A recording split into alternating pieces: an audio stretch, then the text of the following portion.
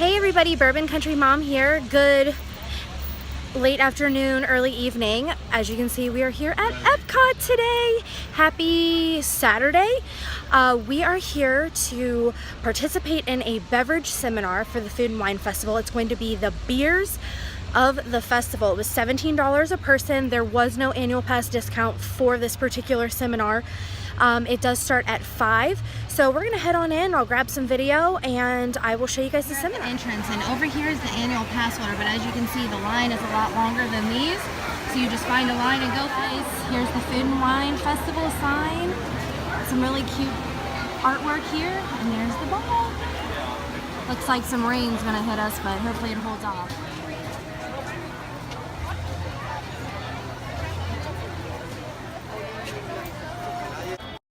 Alright, so as you can see, the ball is here. So if I go to the right, the Festival Event Center that you have all of the beverage seminars and culinary demonstrations is here in this building, which is right next to Universe of Energy, which is no longer in operation.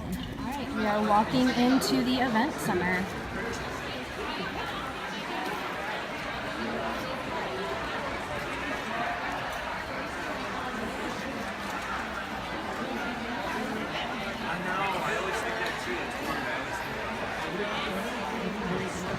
They've got more places that we can stop.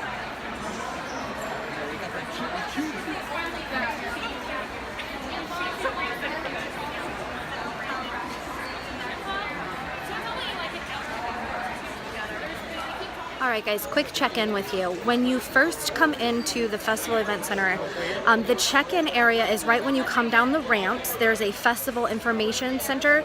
That is where you check in for all of the seminars. When you check in, they give you your ticket to be able to get in. Then I also wanted to show you, because we are annual pass holders, I got a special annual pass holder Food and Wine button. They do require that you show ID, and they have to tap your magic band, so you wouldn't be able to go through the line and get other annual pass holders buttons without them being present with you. So I'm going to flip you guys around. I'm going to show you the little place that we're going to be going into for this beverage seminar. So this is the spot where we will be doing the tasting for the beers of the festival. You can see they have the stage up here, and then all of the tables they're setting up for now. So we are now seated at our spot. So when you sit down, you have the 3 beer samples. They have a pitcher of water with a cup. They also provide you a snack, and then a piece of paper and pencil to take notes. We're actually right here in the front to be able to see the speaker.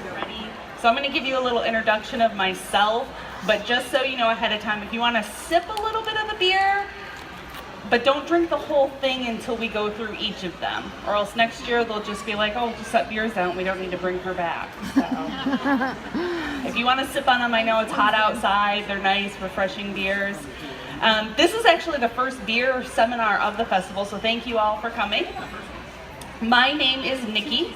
I am a certified Cicerone, and I help out with a lot of the different beverage selections, helping with some of the procurement aspects. When Disney calls and says we're looking for a beer that does or tastes like or is from, a lot of times they'll call and they reach out and I can help them with that.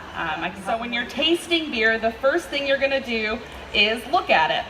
You're going to look at the color, and you're going to get an indication right away if it's something. If you don't like dark beers and it's a dark beer, you know that kind of right away. You can see the carbonation. Is it highly carbonated? Is it very effervescent?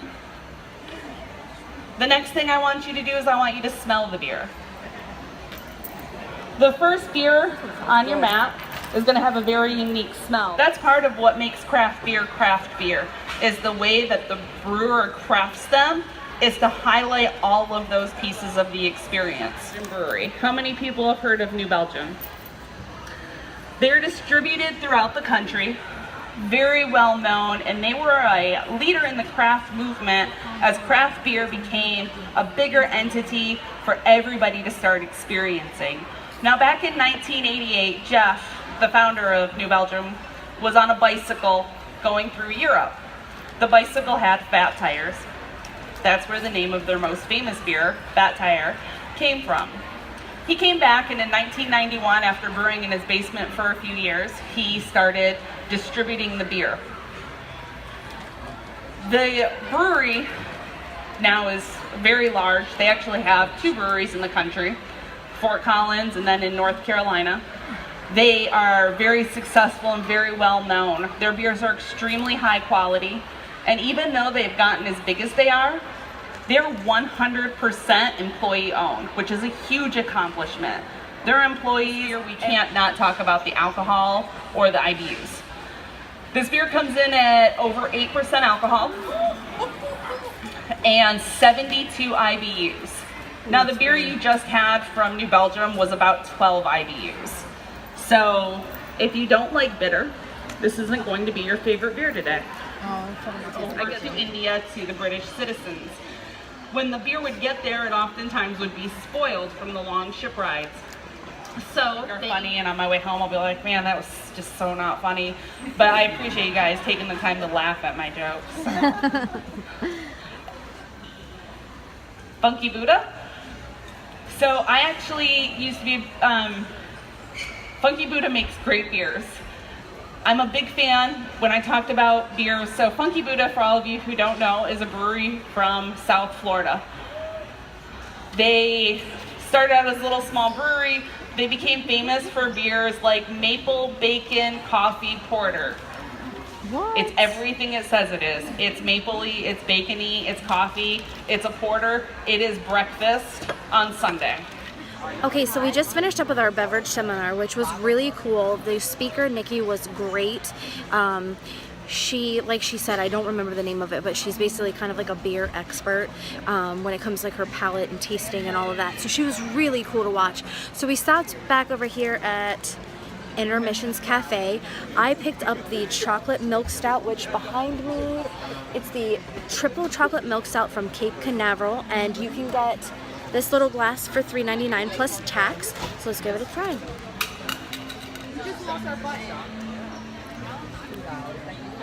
It's very smooth, and you can smell the chocolate. And I'm actually getting a little bit of the chocolate in the aftertones when I drink it as well. It's very smooth and refreshing. So if you're stopping out here, make sure you check it out. Okay, so we also saw this really cool drink called Cloudum. It has like 2 or 3 different colors. When you shake the bottle, it looks like a cloud inside of it, like a storm almost. So we stopped over again at the Intermission Cafe to pick up a sample of it. Now these run at $7.49. They come in a champagne flute. Smells very fruity. Oh, and we also have the rosé, right? Is that the rosé one? It's the rosé.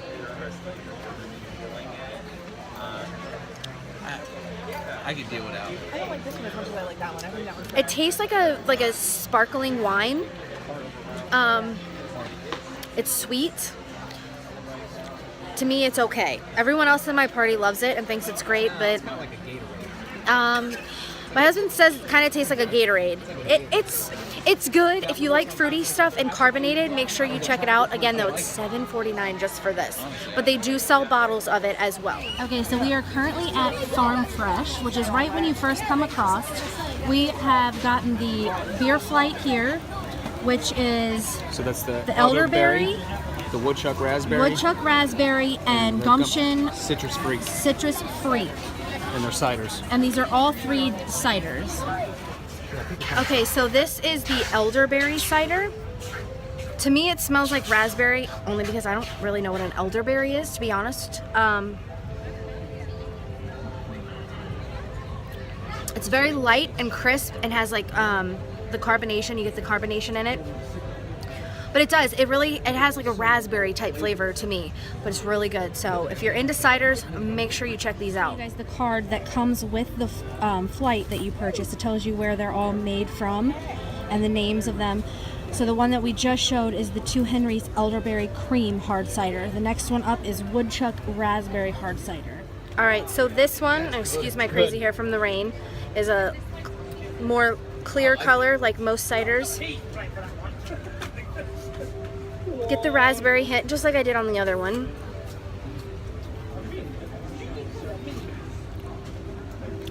Straight raspberry. And it's too sugary for me. I don't really like that one. Okay guys, so the last one is the Gumption Citrus Freak Hard Cider. Again, it is also the lighter color like most ciders are. The tap for this was awesome. It's like a monkey holding almost like a grapefruit looking fruit and an apple, like symbols that were like cut in half. It was really cool. It's definitely very citrusy by the scent as well. It's very strong.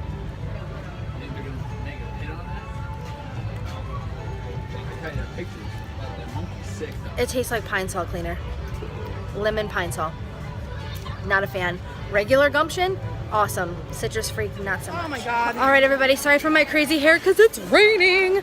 But we have now ridden the monorail and we are currently at Magic Kingdom. And guys, I have never been here during the fall. It is beautiful. All of the decorations are so cute. I mean, look at it.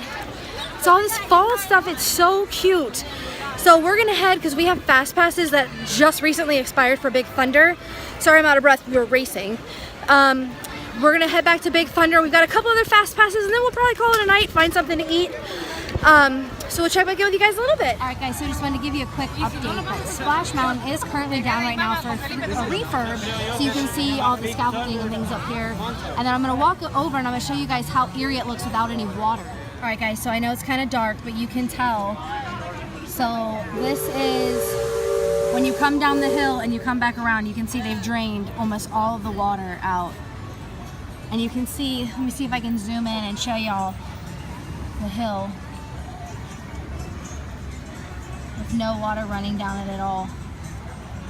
And they also have, over top of this bridge here, they do have the blocking up too so that you can't see over the railing on that side. All right, so they did let us go ahead and get on Big Thunder, even though our Fast Pass had already expired. But we were only probably about 15, I would say probably like 15, 20 minutes late, so they did let us go ahead and use it. Our Fast Pass, I believe, has expired for Haunted Mansion, but we're gonna head over there and see if they'll let us on that as well. I think as long as, and there's nothing written, but I think as long as you're not trying to use a fast pass from like the morning where you're hours upon hours late, a lot of times they're very accommodating. And it also, I think also depends on how busy and where they're at capacity wise. But so far we've had good luck, so we're gonna head over to Haunted Mansion and check that out.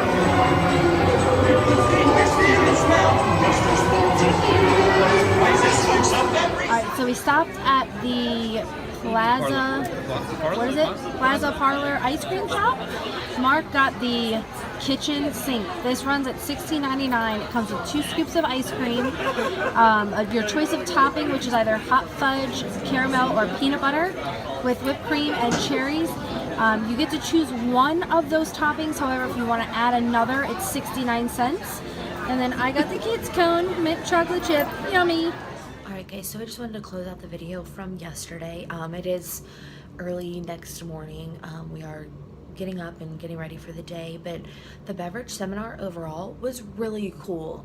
The lady was very knowledgeable. I didn't particularly care for any of the beers, only because I don't really like a lot of light beers anymore. The first one though was, if you do really like fruity beer, it's made by J-Dubs, which is from here in Sarasota. They only can, and they're like in like yellowish, orange, and pinks all over the can. So if you're really into fruity beers, it has like mango and passion fruit, I would highly suggest you guys checking it out and trying that beer out. Other than that, we didn't really do anything else at Epcot except for kind of walk around and check out some of the other booths that they have for the different countries. And like you saw earlier in the video, we tried the beer at Fresh Eats.